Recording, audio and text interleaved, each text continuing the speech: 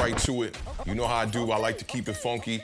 I want to kind of revisit some of these contracts and talk about the process of rebuilding the New York Giants today. Right off the bat, I thought it was a red flag when Joe Schoen said in his first press conference that he wanted to compete for today but build for tomorrow. That statement reminded me a lot of what Dave Gettleman said when he was first hired as the general manager of the New York Giants. After a successful 2022 campaign, the New York Giants decided to just run it back with relatively the same roster with a few upgrades, banking on a young group of offensive linemen to then elevate their play to be able to build a wall in front of Daniel Jones. Now, throughout Daniel Jones' career, the quarterback that I've seen him most compared to is Ryan Tannehill, and I wanted to take today to compare the New York Giants to the Miami Dolphins, who are now on the back end of their rebuild, a successful one, I might add. After a successful 2022, Joe Schoen went out and spent over $200 million guaranteed on Dexter Lawrence, Andrew Thomas, and of course, Daniel Jones. I'm here to tell you that this is where I think the rebuild might have went left. Just a few days ago, I posted a tweet to my social media saying that no players for the New York Giants should be off limits when considering a trade. I must have got over 100 responses from fans saying we could trade anybody except Dexter Lawrence and Andrew Thomas. Now that the damage is done after signing those healthy contracts, I think we'd be hard-pressed to go back and try to trade either one of those players. But I want to revisit before the New York Giants decided to give those guys their contracts and give you some reasons why, if the Giants could have found the right trade partner, that both of those players absolutely should have not been off limits. The idea from that tweet came from doing some research on the Miami Dolphins and how they got to where they are at right now. 4 straight seasons over 500, and revisiting the Laremy Tunsil trade to the Houston Texans that shocked the whole NFL world. The net gain from trading away one great player in left tackle Laremy Tunsil got the Miami Dolphins safety Javon Holland. It got them wide receiver Jalen Waddle. It got them linebacker Bradley Chubb, a 5th-round pick that they haven't used till this day, and also the best wide receiver in the entire league, Tyreek Hill. A lot of it has to do with timing. And since the CBA deal, teams are trying to win Super Bowls with their quarterback on a rookie contract. Not only did the New York Giants make a major mistake in signing Daniel Jones to a 4-year contract, seeing how the Miami Dolphins used Laremy Tunsil as the foundation to rebuild their franchise, I don't see why the New York Giants couldn't have done the same with Andrew Thomas and other players as well. Recognizing if you have a franchise quarterback on the roster is key when rebuilding a team. In 2015, the Miami Dolphins signed Ryan Tannehill to a 4-year, $77 million extension. The following year, they hired general manager Chris Grier, who used his 1st-round selection to draft left tackle Laremy Tunsil. When they realized that Ryan Tannehill was not their franchise quarterback, they traded him to the Titans at the beginning of the 2019 season. After showing the NFL that he was one of the best left tackles in the game, Laremy Tunsil was traded to the Houston Texans for a load of picks that would change the fate of the Miami Dolphins moving forward.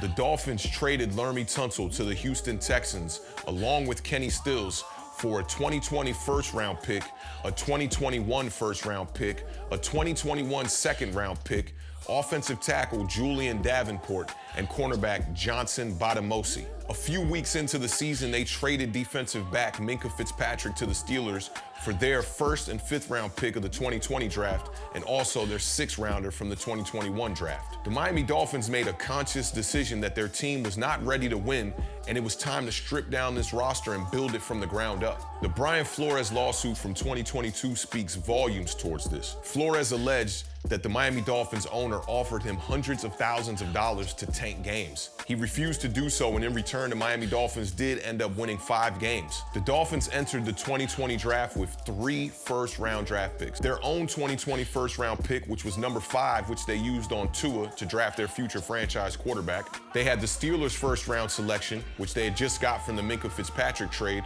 and they used that to draft right tackle Austin Jackson.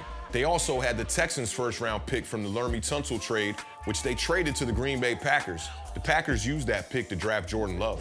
The Dolphins then finished the 2020 season with a 10-6 record and just barely missed the playoffs. They used Ryan Fitzpatrick as a bridge quarterback and also had him split some time with Tua late in the season. Now, in the 2021 draft, the Dolphins still had a 1st-round selection from the Laremy Tunsil trade from the Houston Texans. It was the number 3 pick. They then used that number 3 pick to trade it to the San Francisco 49ers for 3 other 1st-round picks. This was the pick that the 49ers used to draft quarterback Trey Lance. In return, the Dolphins received the San Francisco 49ers 2021, 2022, and 2023 1st-round picks.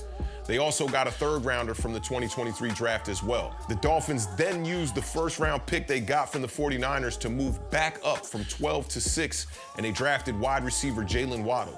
The Dolphins took one of those first-round picks they got from the San Francisco 49ers and used it in a trade with the Denver Broncos to acquire Bradley Chubb. With their own 18th overall pick, the Dolphins drafted defensive end Jalen Phillips. And with their second-round 2021 pick they received from Houston, they drafted safety Javon Holland. So all in all, from trading one great player, I might add, in Laremy Tunsil to the Houston Texans, the Miami Dolphins ended up with safety Javon Holland, wide receiver Jalen Waddle, outside linebacker Channing Tindall, outside linebacker Bradley Chubb, and oh yeah, the best wide receiver in the business, Tyreek Hill. And that's not to mention the 5th round that they still have not used just yet. So to wrap this up, what's done is done. These guys are signed, they're on the roster. Trying to be able to trade them right now with the dead cap implications would be too drastic for the Giants. So I think you have to just move on and try to commit to rebuilding this roster, especially on the offensive side of the ball. But the Dolphins were a 5-win team just a few years ago. They've now had 4 straight seasons of a winning record.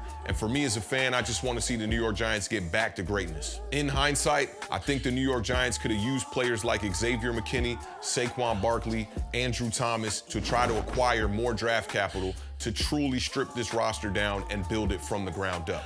That's not to say that we don't have some really good players on this roster that we can build around, especially defensively. And I still do have faith in Joe Schoen as being the guy who can take the New York Giants from the current situation that we are in right now to greatness. Major special shout out to YouTuber MTC, who put together a solid video in aiding me on my research and comparing the Miami Dolphins rebuild to the New York Giants' current state right now.